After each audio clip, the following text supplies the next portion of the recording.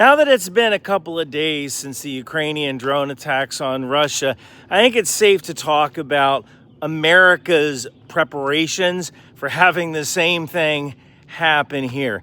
And I want you to I want to put this into scale for a second here.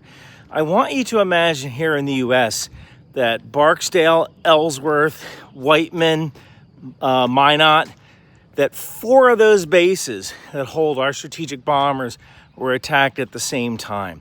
Now, we also don't know what the battle damage assessment is, and right now the prices on Maxar are crazy for getting images, so I cannot afford that right now. Please join my Substack. Maybe I can buy one picture, right? But we don't know what the battle damage assessment is, but it's running somewhere around 41 aircraft. Now, one interesting thing about strategic bombers, really almost any aircraft, it's that about a third to a half of an aircraft's life is spent in maintenance. So it's not spent flying. So typically at any given time, 1/2 to 1/3 of all aircraft are grounded and they're being repaired, they're getting their oil changed, they're getting their service. And you might be able to surge those aircraft, right? Like if you have a mission coming up and everybody knows about it, you might be able to push those crew chiefs to work really, really hard and get all 24 aircraft in your squadron up and running. Be less than a bomb squadron, but get all 12 aircraft in your bomb squadron up and running. But that's going to be the exception rather than the rule, and it isn't sustainable, right? When these aircraft come back from a mission, they have to have various things serviced. They have to have various fluids replaced. They have to have different components tested. These are some of the most high-tech things we've ever put in the sky. And while Russian aircraft might be significantly lower tech, they're still going to need maintenance, right? They're still going to need parts. So if you take out 1/3 of a bomber fleet, right? Assuming it was 1/3, that only leaves essentially 1/3 of your bomber fleet remaining to conduct missions, because again, another third of that bomber fleet is grounded. So that is a significant degradation in the capability of a unit to conduct its mission. Now, it was important for Ukraine to do this because they were getting hammered by Russian cruise missiles. And one neat thing about air-launched cruise missiles is that you can launch them from anywhere, right?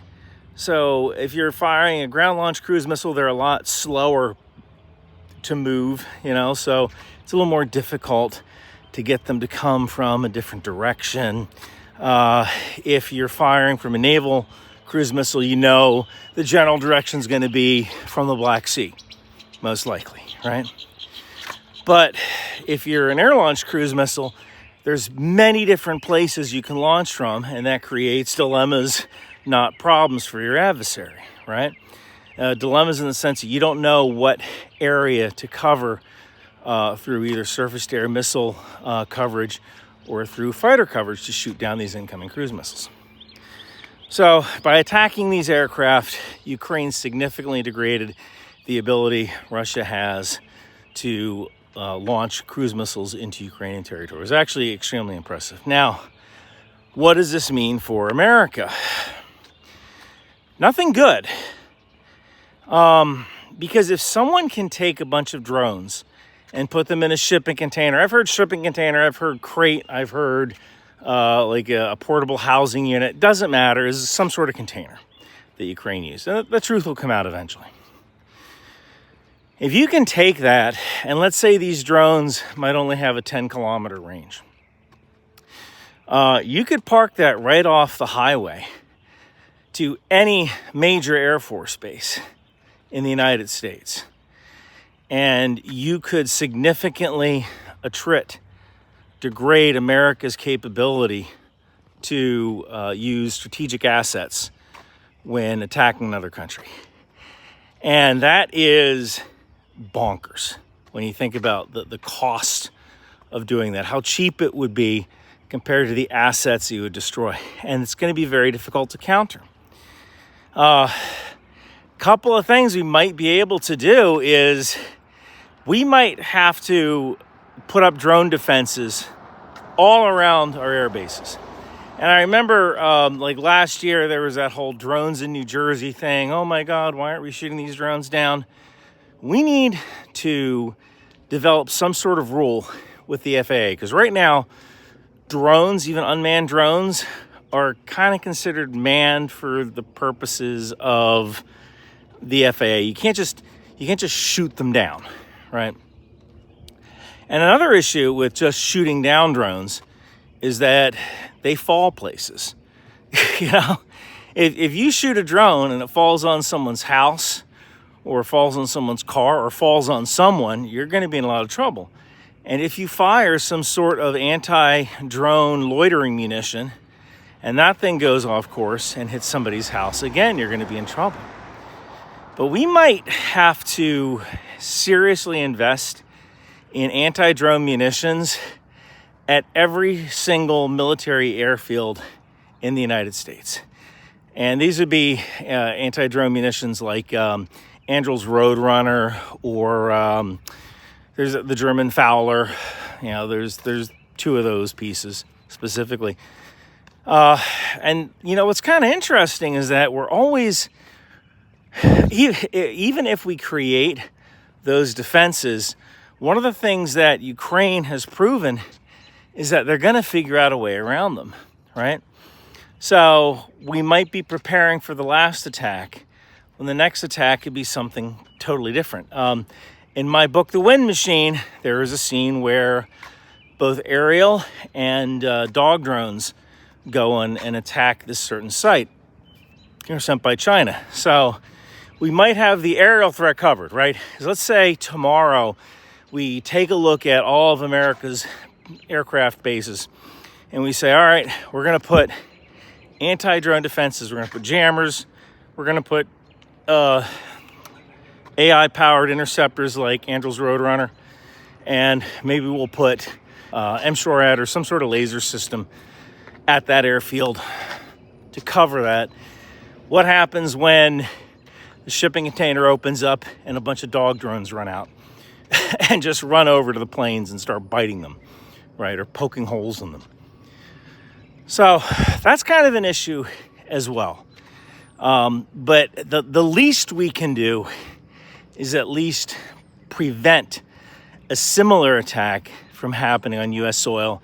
And that would be to immediately get interceptors like the Roadrunner M at every single strategic bomber base.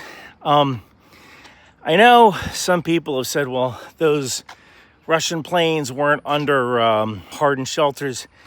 You know, you can make, one of the things we saw during this first Gulf War is that you can make a hardened shelter, but that doesn't mean it's all that hard, right? Some of our paveway laser-guided bombs went right through those things. Now, something as small as a drone is not going to be able to carry a 1,000-pound warhead that can penetrate concrete and steel. Absolutely.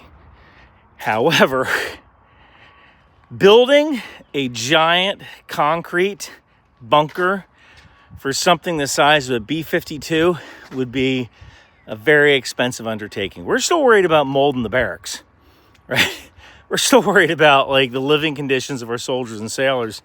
And while it would be nice to have hardened shelters for every single aircraft, that might not be practical, right? A more practical option might be something called ACE, Agile Combat Employment. And that's where periodically you constantly move your aircraft.